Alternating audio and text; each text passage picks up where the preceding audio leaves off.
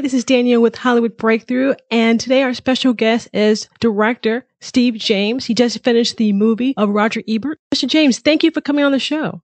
Thanks for having me. Well, before we talk about life itself with Roger Ebert, just want to touch a couple minutes with some of the great films you have done. I've seen basically all of your films, and my first love of your movies was definitely Hoop Dreams. And that's where I actually fell in love with independent films and kind of getting into that types of movie. And also I saw a movie you did was Stevie and the Interrupters. Those are amazing films. And I just want to touch base on the idea when you start doing these types of films in the first place. Well, I mean, each of them had different ideas that originated them. With Hoop Dreams, I grew up playing basketball and had played, with African-American teammates for many years. And I think that when I've gotten interested in film and continued to play it recreationally, I think somewhere in there, the epiphany is that, I realized that the game of basketball had so much more meaning and importance in that African-American community than it did for me, even though I loved the game as much as I think anybody could. And I think so that I think was the epiphany that led to me wanting to make that film. With Stevie, it's really a story about a kid that I was once a big brother to when I was in grad school, and I went back to sort of see what became of him 10 years later, and in the process of creating what I thought was going to be a small portrait of him. There were many complications that led to a kind of 4.5-year shooting odyssey and a film about a very sort of tortured soul. And then with The Interrupters, that film in a weird sort of way was kind of a bookend to Hoop Dreams, because two of the people who were very important to that film and to the lives of Arthur and William, Arthur's dad Bo and William's brother Curtis, had both been murdered in the years since we finished the film, and to see the devastating impact that those losses had on those families, I think was kind of at the heart of why I wanted to do a film like The Interrupters, in which we followed some individuals, courageous individuals around who were trying to mediate violent conflict in the streets of Chicago. And you also did a movie that was a little controversial, was the no crossover with the trials of Alan Iverson. That was a huge film, especially in the sport community. There was a lot of people watching that film, just kind of following in his life. How did that come about? Well, that came about because both Alan Iverson and I are from the same hometown, Hampton, Virginia. We both played basketball. He played it a little better than me.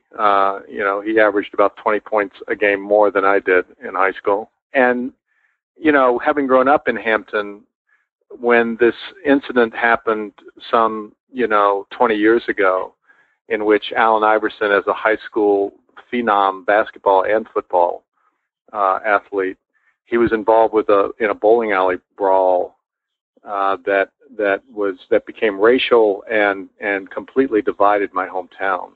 And I wasn't living there at the time, but I remember at the time thinking that something very, very important was going on in my hometown. And so when I got the opportunity through the ESPN 30 for 30 series to go back and try and tell that story, I sort of jumped at the opportunity to do that, to kind of go back to my hometown and try to understand what had led to this bowling alley brawl incident and why it had so divided my hometown over an athlete who had been, up until that moment, highly revered for his athletic prowess.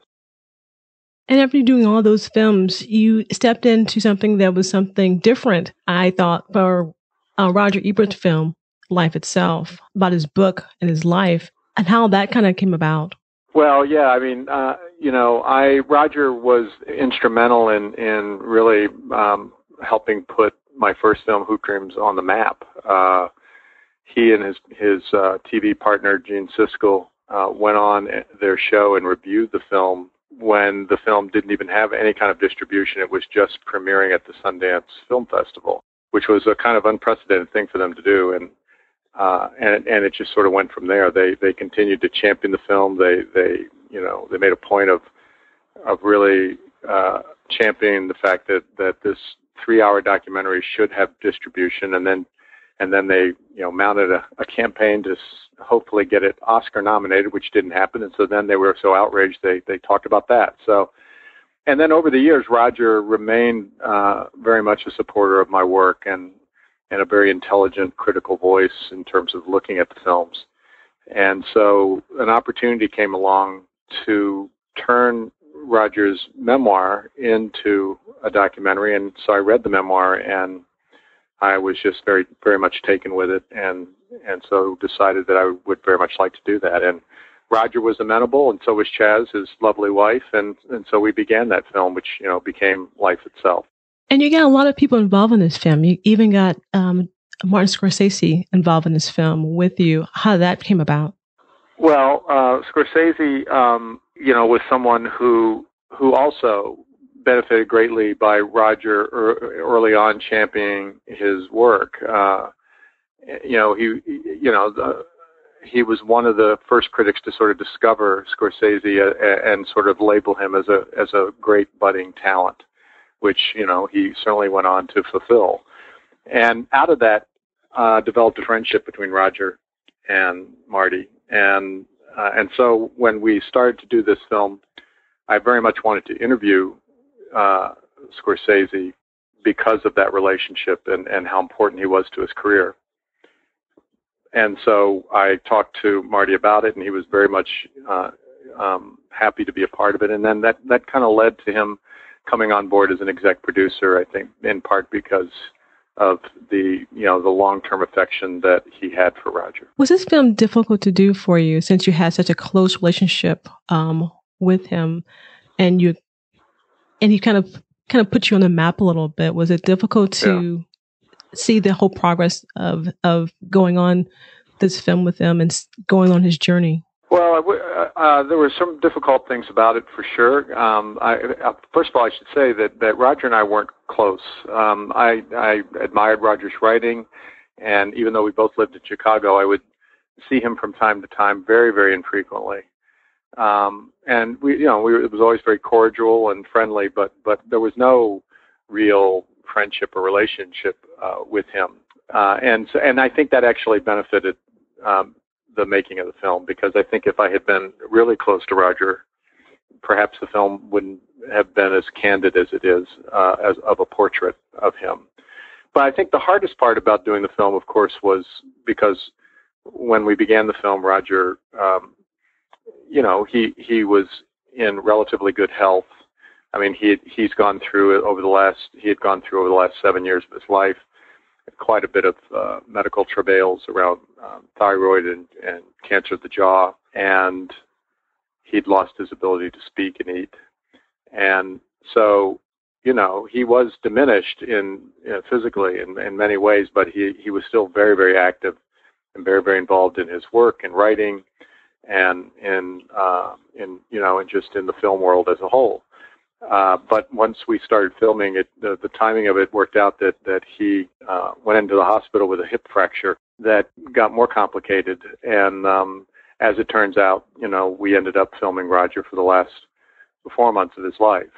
Now, I want to add that the film is not all about that, although I think we deal with that that part of his life and what he was going through very candidly, and it was something Roger wanted, not just me, but he wanted it. But the film as a whole, it really does attempt to kind of get its arms around his entire life, and both as a film critic and a writer, and as a TV personality with the show with Gene Siskel, and as a husband and a father. I got that from watching the film. There's so much I didn't know about him, his life, and it felt like I was a fly on the wall watching things about him that I didn't know about. And he was an amazing person. He was loved a lot in Chicago, but he had a lot of different things going on, meaning that he was very powerful in his ideas. And I think he made people start talking about film after the theater. Once you leave a movie, it was okay to have possible debates with your friends and family members about what you thought because you saw them doing it. Yes, I think that you're right. I think that Roger and Gene, with that show, which at the time there had never been a TV show devoted to film criticism, so it was a first, and I think they just struck a chord, because I think movies are the great sort of democratic art form in the sense that many of us go to movies, watch movies quite frequently, and we, I think most people who might walk into a gallery and look at contemporary art and feel a bit lost and feel like they're not really equipped to judge it or criticize it or praise it. They don't feel that way about movies. Movies are the art form of the masses. When they at their inception they were, and they remain so. And so I think many of us, whether we're true cinephiles or just movie lovers, we have strong opinions about the movies. And I think what the show did is it encouraged that even more. But it also, I think, encouraged people to really think through exactly what they thought about a movie, instead of just coming out of a movie and saying, oh, I loved it, or I hated it, or it was interesting, or it was boring. To go further and really think about the movie they saw and debate it with their friends or loved ones. And I think that was a great thing. It made a democratic art form, I think, even more democratic. You have a way with your films and all your films as getting your character, your main character, having the audience fall in love with them, good or bad. In all your characters, you seem to get us to root for them in every film, and it was very easy to root for Roger Ebert, of course, but just overall in the process of all your films, it seems like the characters that you get so close to them, we get so close to them, where we are rooting for them, even in their shortcomings. I mean, of course, Roger has some shortcomings and different things and different ideas and life in general, like most people do, but you still have people still rooting for him and saying, yes, I'm there with you. How does that happen when you do that? Well, I appreciate you saying that. I'm not entirely sure how that happens. I think that maybe it has something to do with that, I'm very curious about people. I'm very curious about what makes them tick. I'm very curious about what drives them, what moves them. So I try to spend the time with them and really hopefully dig deeper into their lives and who they are and what matters to them. And so I think that if you do that, I think that you're going to achieve a level of intimacy that will connect with an audience. And it's very important to me as a filmmaker. I try to resist the temptation, and there's always that temptation. I think it's a very human temptation. I try to resist the temptation to sit in judgment of people that I'm making a film about, even difficult people. My hope and my goal is always to try to understand them and help the audience understand them, not necessarily condone everything they do. I mean, Stevie, the film we mentioned earlier, is about a very, very difficult, troubled individual, and who does some things that are, frankly reprehensible. But my goal is to be truthful about all that, but also try to get you as a viewer to understand how the Stevies of the world come to be and how someone finds himself in the place that Stevie found himself. And I feel like if I can do that, then I've done my job. And that's really what drives me to make the films that I make. You do a lot of your editing of the films yourself. How do you feel comfortable cutting something out? I'm used to your films, 3 hours, 4 hours. I'm always prepared because I know they're going to be kind of long, and I'm glad because I love them. But how do you know when to, I'm going to stop this part, I'm going to end this particular scene, this is it for me. How do you do that without saying, gosh, I should have kept this going further? How do you not second judge yourself? Well, of course, as you noted, my films tend to be on the long side, and I'm sure you can find plenty of people who feel like I don't cut frequently enough, that the films could be shorter. But I have my defenders, like people such as yourself, people who really enjoy the longer films, because I think that there's the potential there in a longer film, whether it's a narrative film, scripted film, or a documentary, there's the potential there to be drawn more deeply into the story. And that's my goal always, and ultimately, which is why I think my films tend to be longer. But nonetheless, even I, maker of long films, have to cut lots out because I tend to shoot a lot as well. So, a film like The Interrupters, we shot 350 hours, and in just a short span of about 12 months, and there was a lot there. There was a lot that did not end up in the movie that I thought was quite potent and compelling. But you have to do it. You have to try to shape the story. You have to, first of all, try to shape it into a story, and you have to, make hard decisions about what furthers that story and/or furthers our understanding of the people that the story is about. I think those are the two most important decisions that one has to make when looking at a potential scene or a sequence. And and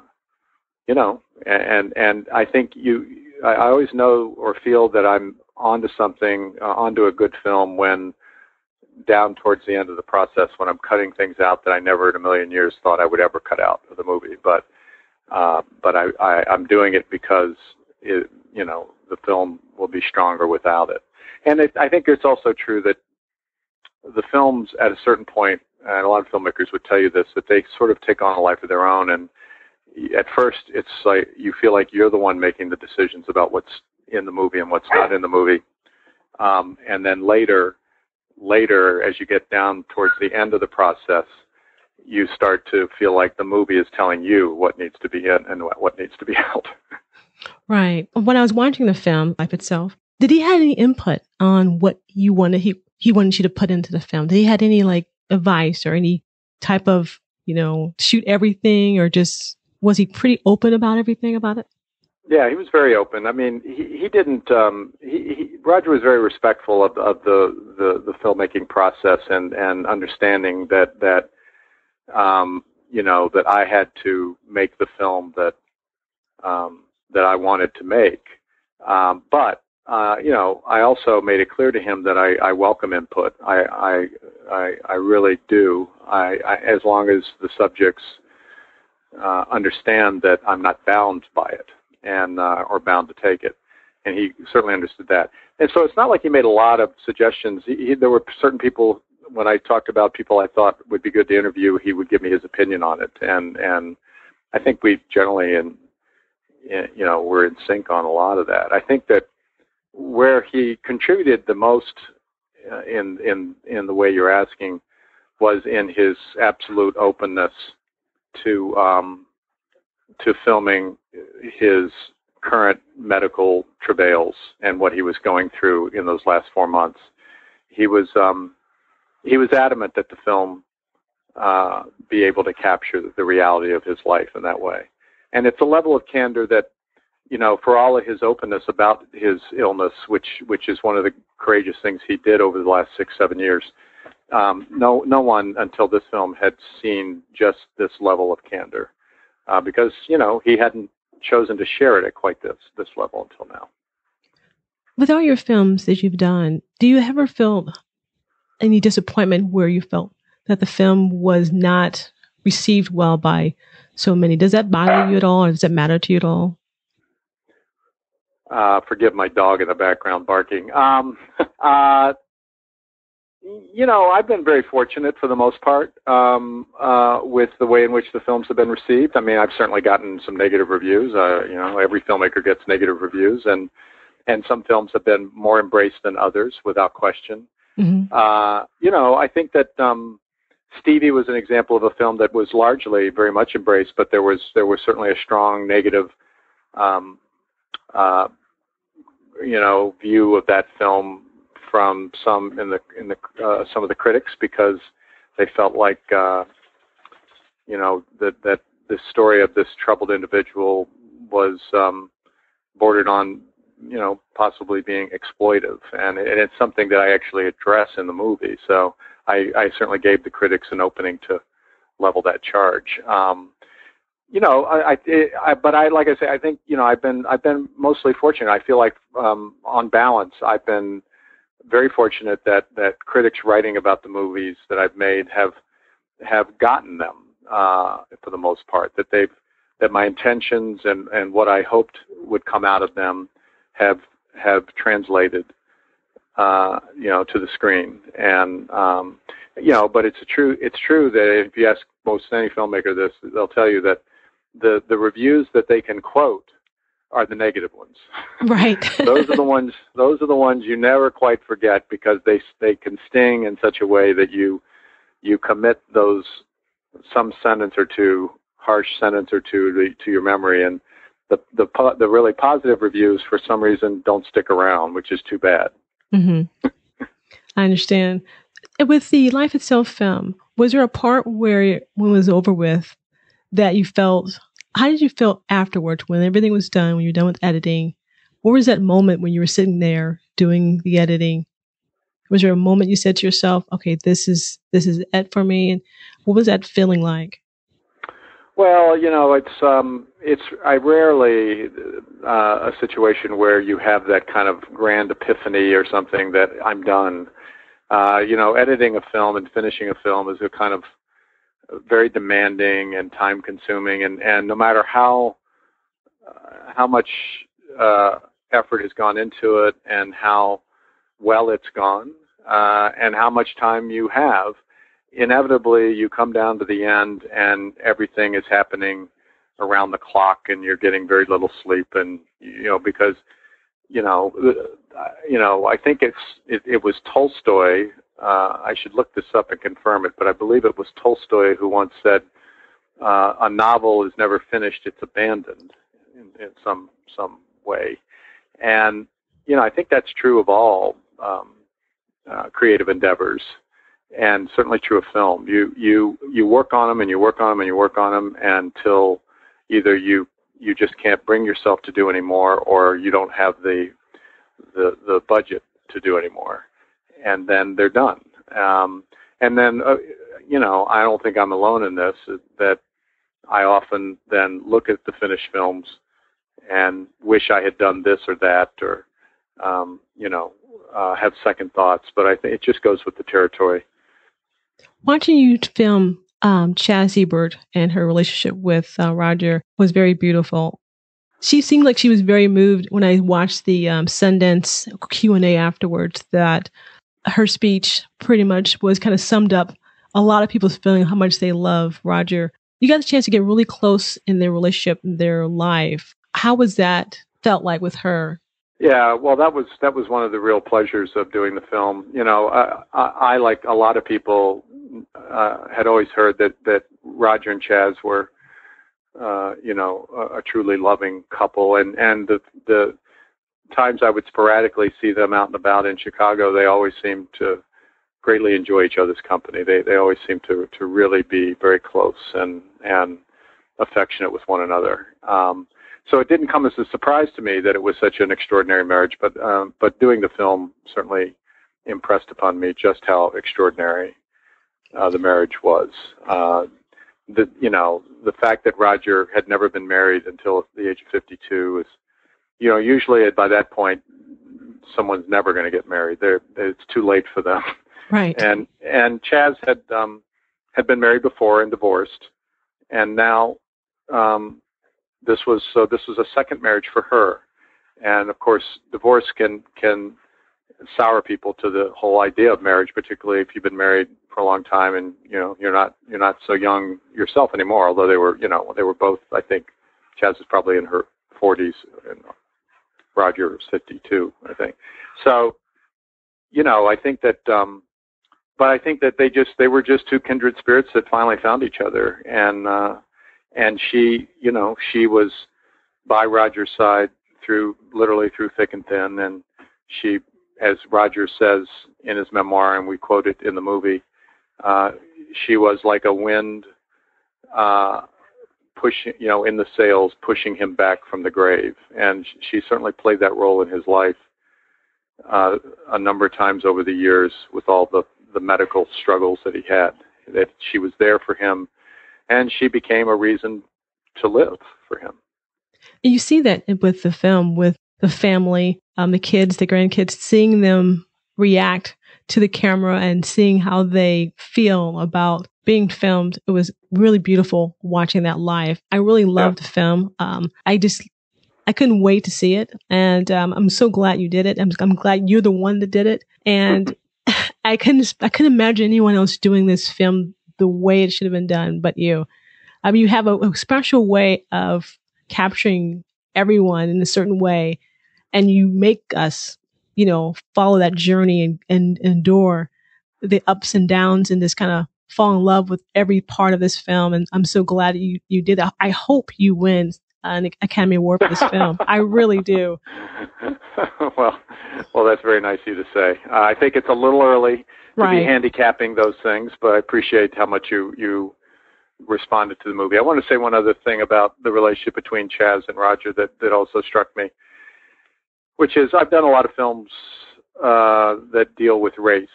Hoop Dreams certainly grapples with it. The Interrupters grapples with it.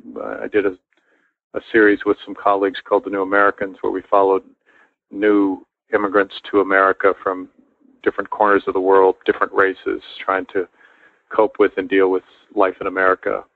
And of course the Alan Iverson film is very much, it's all about race. And so it was such a beautiful thing for me to sort of witness this sort of extraordinary marriage between a black woman and a white man. A black woman from Chicago and a white man from downstate Illinois, and from a community that it's not racist by any means, but is certainly much more conservative when it comes to issues of interracial marriage, especially for that generation, And so I think I just found it very sort of profoundly encouraging to see what's possible between people from different races who come together in this loving way, and Chaz's grandchildren, as you mentioned, who truly came to embrace Roger as a grandfather, and loved him deeply. And I don't know, that's one of the things that I really sort of love about having been able to make this film. That's, even though it's not a film in the same way some of those other films I mentioned that is about race, it's certainly there in the film, and in a lovely way, I felt. But overall, when you start doing your films, basically, do you feel like you have another project already going on in your mind that you're going to be doing next? Or you pretty much kind of wait and kind of let this kind of for a while? Do you have a process where you don't do anything for quite a while? And it's like, I'm drained for months. I don't even look at another film, or how's that work? Yeah, no, I wish I had that ability to just chill out, once I finish a film and take some months to recharge the batteries and lie around the house. That sounds really appealing to me, but actually not. I'm too much of a workaholic in a sense. I need to have something to do, but I wish it weren't quite so much of a treadmill in a way. Because I make my living making films and making documentaries in particular, I always have to be sort of trying to plan or have other projects looming that I'm going to turn my energies to as soon as one film's done. But I absolutely don't. I don't like to work on more than one project at a time in any kind of deep way. I'm just a much better filmmaker when I can become consumed by the current project and throw myself into it and sort of eat, drink, and sleep it until it gets to the point where it's done. I enjoy that part of the process, and I feel like it's the best way for me to make a good film. And my wife would tell you, I am capable of zeroing in. The house could be burning down around us if I'm editing, and I might not notice it until my computer goes up in flames. So it is something I'm able to do, and I think it benefits the film. Well, before we let you go, is there one takeaway you want someone to kind of take away from this film at all? Well, there's a lot of things I hope people will get from the film, but I think that I would just say this, that I think that what made Roger, I think, extraordinary wasn't just that he was a great film critic, which he was, and certainly arguably the most powerful American film critic ever, and maybe even the world's most powerful critic by extension. But so he was all that, and that makes him worthy of a biography. But what made me want to do the movie more than anything was this sort of richly satisfying life he lived that was full of ups and downs and obstacles and complexity and transcendence and humor and emotion. You know, he lived life fully. I think that's why he called his memoir Life Itself, not movies themselves or my life in movies. And I think this is a film that people, I know from watching it with some audiences at a few film festivals where it's played leading up to its release, it's a film that people really enjoy watching in a group, in a theater, because there's quite a bit of humor in this movie. It's not, we've talked about illness and some of the struggles that he dealt with, and certainly that's part of the film, but there's a lot of laughter in this movie, and watching it with an audience, I think, just makes it even a more pleasurable experience. So I hope people will go out to the movies and watch this film. If you love film, I think this is a movie for you. Yeah, and it's good. I mean, it's not depressing. It's not down. It's a good movie. It's got me. I was laughing out loud. So it was very much a lot of great scenes and a lot of great little one-liners he was doing. So I'm glad that you did the film. It's great. I know you gotta get going. Just want to say congratulations on this film. It's great. Definitely a pleasure talking to you, and I hope I get the chance to talk to you again. You get to come back on the show, talk about your next project. Okay. Yeah, well, I very much enjoyed talking to you. Thanks for having me on the show. Okay, sir. Have a good one. All right. Bye-bye.